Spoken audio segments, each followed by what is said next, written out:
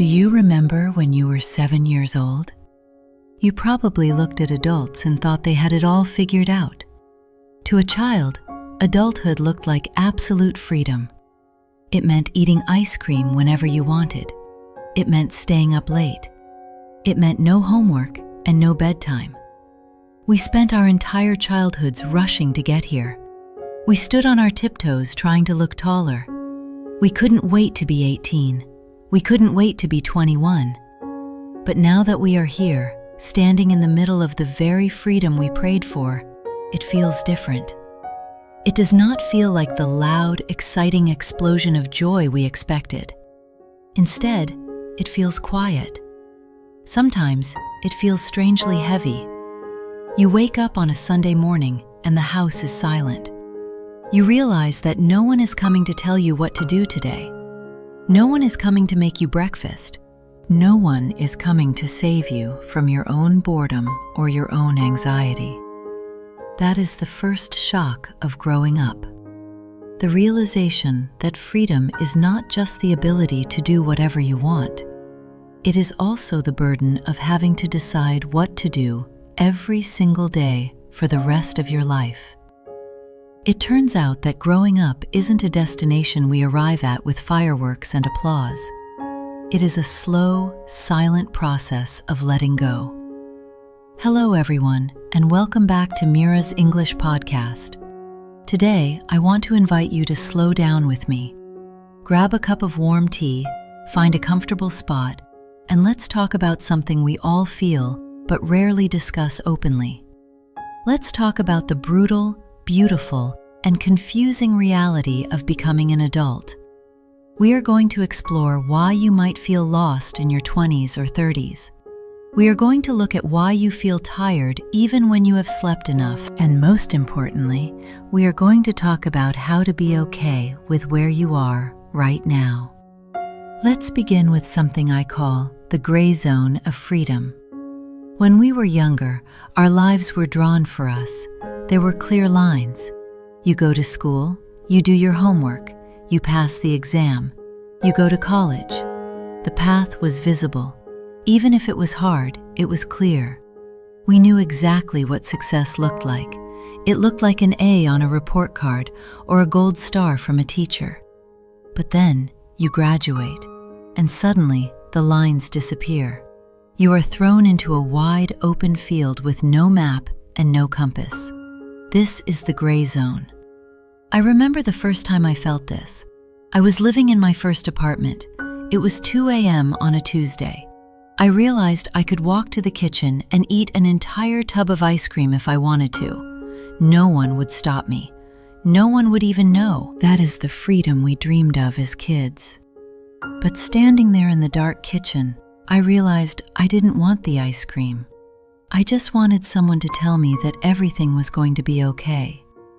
In the gray zone, you face something called decision fatigue. Every choice is yours. What career should I pursue?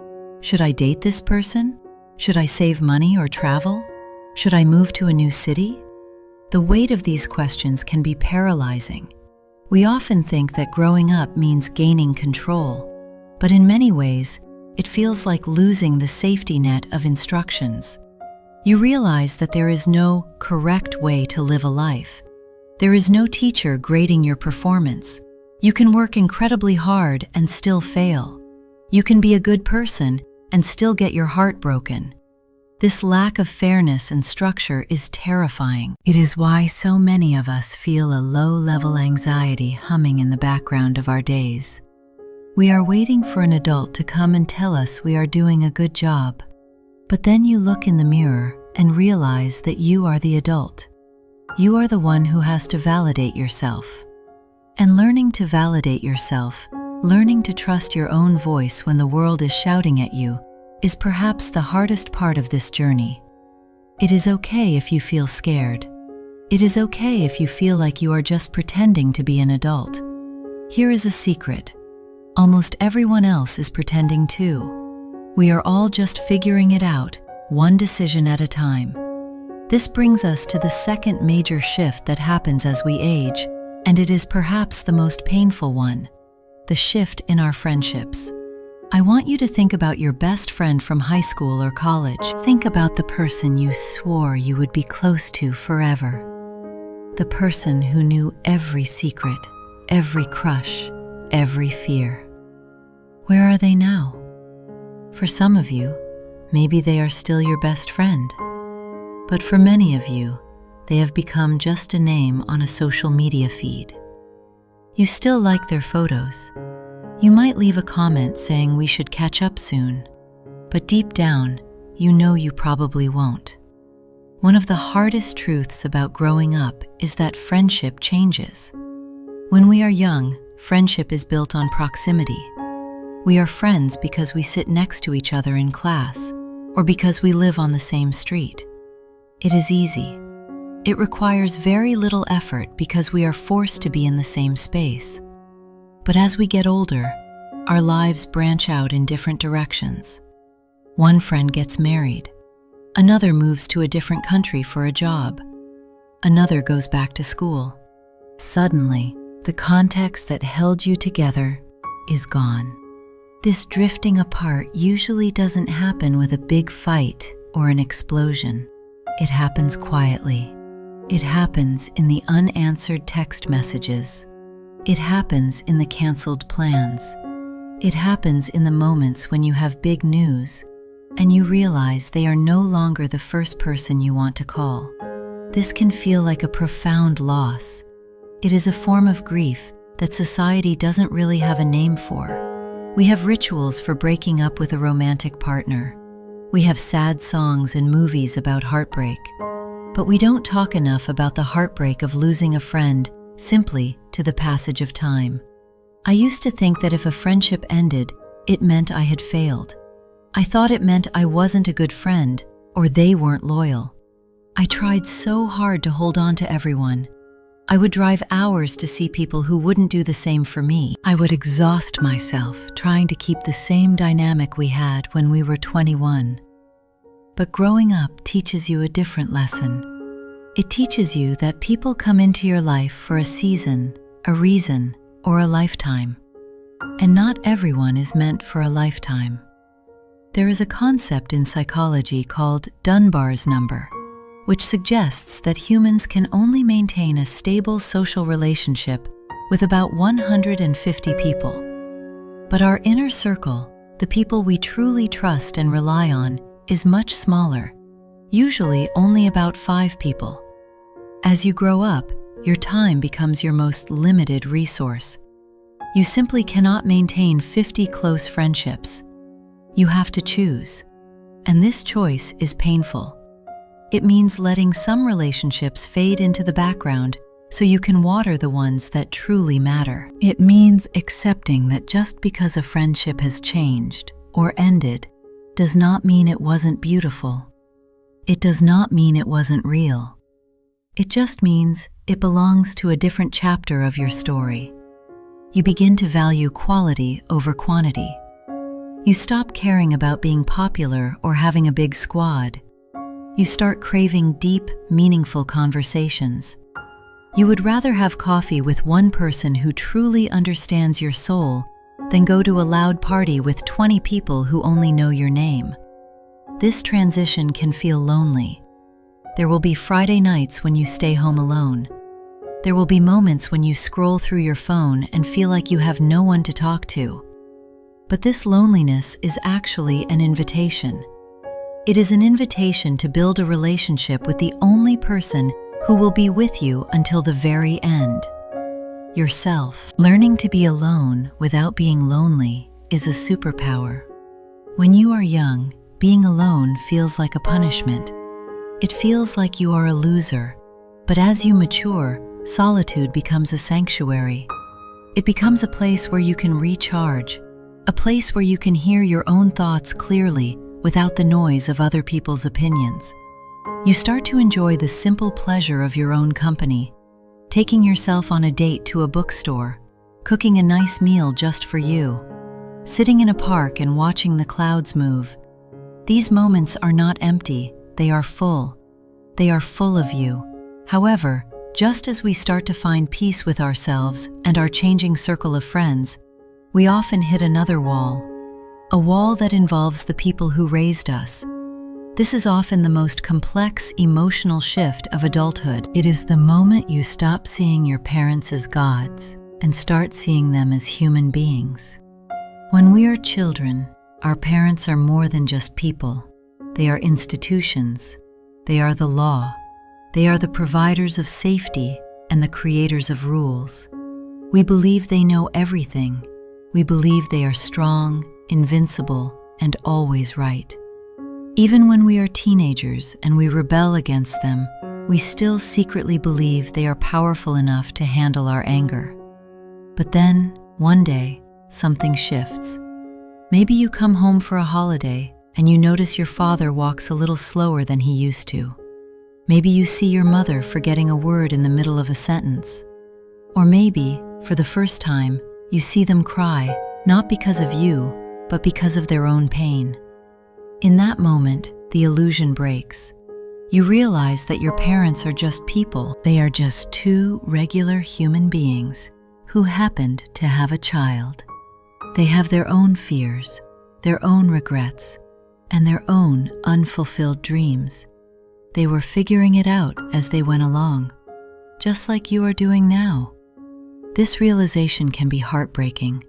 It forces you to accept that the people who protected you are now the ones who need protection. The roles begin to reverse. You start worrying about their health. You start worrying about their finances. You realize that the ceiling that sheltered you from the rain for your entire life is actually fragile. But this realization also brings a gift. It brings the gift of empathy. When you stop seeing your parents as authority figures and start seeing them as flawed human beings, you can finally forgive them. You can forgive them for the mistakes they made when you were small. You can forgive them for not being perfect. You realize they did the best they could with the tools they had at the time. And this allows a new kind of relationship to bloom, a relationship based on friendship and mutual respect rather than obedience. You can sit down with them and have a real conversation about life, about love, about the world. You can see them as friends who have known you longer than anyone else. However, just as we begin to make peace with our origins, we find ourselves fighting a war with our present reality. This brings us to the fourth chapter of growing up, and it is perhaps the most toxic trap of the modern age. If you are listening to this, there is a high chance you have felt the heavy sensation of being behind in life. We live in a world that is obsessed with timelines. We are told that by 22 we should graduate. By 25 we should have a stable career. By 30 we should be married and buying a house. And if you miss one of these milestones, you feel like you have failed. This pressure is magnified by the device in your pocket. Social media has created a distorted reality where we constantly compare our behind-the-scenes footage with everyone else's highlight reel. You scroll through Instagram and see a friend from high school getting promoted. You see another friend getting engaged in Paris. You see someone else buying a beautiful car. And you look at your own life, sitting in your pajamas on a Friday night, eating leftovers, and you think, something is wrong with me. You ask yourself, why am I not there yet? Why is everyone moving forward while I am standing still? This is what we call the quarter-life crisis. It is a deep, sinking feeling that you are running out of time. But I want to tell you something that might help you breathe a little easier. You are not behind. You are simply in your own time zone. New York is 3 hours ahead of California, but that doesn't make California slow. It just means the sun rises at a different time there. Some people graduate at 21, but wait 5 years to find a job they love. Some people become CEOs at 25, but die at 50. Others become CEOs at 50 and live to be 90. Everyone is running their own race, on their own track, with their own obstacles. The problem with comparison is that it steals your joy. It makes you undervalue what you have because you are too busy looking at what someone else has. You forget to celebrate your own small victories because they don't look grand enough for an Instagram post. Growing up means realizing that the timeline is a myth. There is no schedule. There is no deadline for happiness. You are allowed to change your career at 30. You are allowed to find love at 40. You are allowed to go back to school at 50. The only person you are racing against is the person you were yesterday. But letting go of this comparison requires a profound shift in mindset. It requires you to stop seeking validation from the external world and start building a life that feels good on the inside, not just one that looks good on the outside. This leads us to a concept that many ambitious young people are afraid of. We are terrified of being average. We are terrified of living a mundane life. We want to be special. We want to be extraordinary. We want to leave a legacy. But what if I told you that striving for an extraordinary life is actually making you miserable? Somewhere along the way, we were taught that an ordinary life is a failed life. We were taught that if we are not famous, rich, or influential, we haven't reached our potential. We consume content that tells us to hustle harder, to optimize every second, to turn every hobby into a side hustle. This constant pressure to be exceptional is exhausting. It makes us feel like we are never enough. It makes us treat our lives as a project to be managed, rather than an experience to be enjoyed. One of the most liberating parts of truly growing up is making peace with the ordinary. It is realizing that you do not need to change the world to have a meaningful life. You do not need millions of followers to be loved. You do not need to be the best at something to enjoy doing it. There is a Japanese concept called wabi-sabi, which means finding beauty in imperfection and impermanence. It teaches us that things are beautiful precisely because they are modest and humble. When you stop trying to be the main character in a movie everyone is watching, you can start actually living your life. You begin to notice the small magic that exists in the mundane. The feeling of clean sheets on your bed, the smell of coffee brewing in the morning, the sound of rain against the window, the laughter of a friend over a silly joke. These are not filler moments between the big achievements. These moments are the life itself. Growing up is about lowering the volume of your ambition just enough so you can hear the music of your daily existence. It is about realizing that a quiet life is not a boring life. It is a peaceful life. And once you accept this, once you stop fighting against the reality of who you are, a strange thing happens. You stop feeling so tired. You stop feeling like you are constantly swimming upstream. You begin to float. But there is one final piece to this puzzle. It is the piece that holds everything together. It involves how we handle the difficult emotions that come with all of these changes. Because even if you accept the ordinary, even if you stop comparing, life will still hurt sometimes. And growing up is not about avoiding the pain. It is about learning how to sit with it. When you are a child and you scrape your knee, the reaction is immediate and loud. You cry, you scream, you run to your mother. The pain is external, visible, and validated by everyone around you. Someone puts a bandage on it, gives you a hug, and tells you to be brave.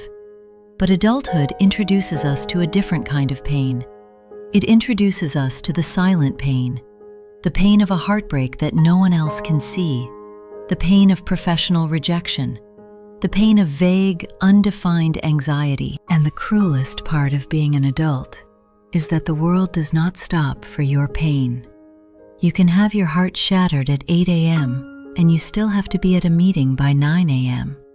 You still have to pay your bills. You still have to do the laundry. You have to perform functionality while you are internally bleeding. This leads many of us to develop a dangerous habit. We learn to numb ourselves. We swallow the pain. We distract ourselves with work, with food, with endless scrolling, or with superficial positivity. We tell ourselves to just get over it. We think that being an adult means being a robot, unfeeling, efficient, and unbreakable. But true maturity is not the absence of emotion. True maturity is the ability to parent yourself through the emotion. It is the ability to sit in a quiet room, feel a wave of sadness washing over you, and instead of running away from it, you say to yourself, "I am sad right now, and that is okay." There is a concept in therapy called radical acceptance. Radical acceptance means looking at the reality of your situation without judgment and without trying to fight it. It means standing in the rain and acknowledging that you are getting wet, rather than screaming at the sky for raining. When you practice this, you realize that feelings are visitors. They come, they stay for a while, and eventually they leave. But they only leave if you acknowledge them. If you lock the door and refuse to let them in, they will bang on the windows forever. Growing up means learning that you can survive your own feelings. You learn that embarrassment won't kill you. You learn that grief, as heavy as it is, will eventually change shape. You develop a kind of emotional resilience. You become softer towards yourself, not harder. And this softness is necessary because the final lesson of growing up is accepting that you will never have it all figured out. For a long time, I lived my life waiting for a specific moment. I call it the arrival. I thought that one day I would wake up and everything would click into place. I would have the perfect job, the perfect partner, the perfect home, and a perfect sense of peace. I thought I would finally feel like a real adult. I treated my life like a waiting room. I told myself that my real life would begin once I lost 10 pounds. Or once I got that promotion, or once I moved to a bigger city. I was constantly postponing my happiness for a future version of myself that didn't exist yet. But here is the truth that took me years to understand. There is no arrival. You never actually cross a finish line where the music plays and the credits roll. Life is not a movie with a clear ending. It is a continuous, flowing river. You will solve one problem, and a new one will appear. You will achieve one goal, and you will immediately want another one. You will find stability, and then something unexpected will happen to shake it. If you are waiting for everything to be perfect before you start enjoying your life, you will run out of time. Realizing this can be terrifying, but it is also incredibly liberating. It means you can stop waiting. It means you can start living right now in the messy, imperfect, unfinished middle of your story. It means you can find joy in a rented apartment with mismatched furniture. It means you can feel successful even if you are still paying off student loans. It means you can feel complete even if you are single. You realize that growing up is not a noun, it is a verb. It is something you do every single day. It is the choice to be kind when you want to be angry. It is the choice to listen when you want to speak. It is the choice to try again after you have failed. So, if you are feeling lost today, if you are feeling like you are behind, or if you are feeling the weight of the gray zone, please listen to me closely. You are doing better than you think you are. The confusion you feel is not a sign that you are failing. It is a sign that you are growing. It is a sign that you are waking up. You are shedding the skin of the child who needed instructions, and you are becoming the person who writes their own. Be patient with yourself. You are building a life from scratch, without a manual. That is a brave thing to do. It is okay to grieve the simplicity of childhood. It is okay to miss the days when your biggest worry was a scraped knee. But do not let that nostalgia stop you from seeing the beauty of where you are now. You have freedom. You have the power to choose who you want to be. You have the capacity to understand deep, complex emotions. You have the ability to connect with others on a soul level. This is what growing up actually feels like. It feels bittersweet. It feels heavy and light at the same time. It feels terrifying and exhilarating. And most importantly, it feels real. Thank you for spending this time with me on Mira's English podcast. I hope this episode made you feel a little less alone in your journey. I would love to hear from you in the comments. What is one thing about adulthood that surprised you the most? What is the hardest part of growing up for you personally? Let's turn the comment section into a place of shared experience and support. Remember, no matter how old you get, you are always allowed to start again tomorrow. You are always allowed to change your mind. And you are always, always enough. Take care of yourselves, and I will speak to you in the next episode. Goodbye.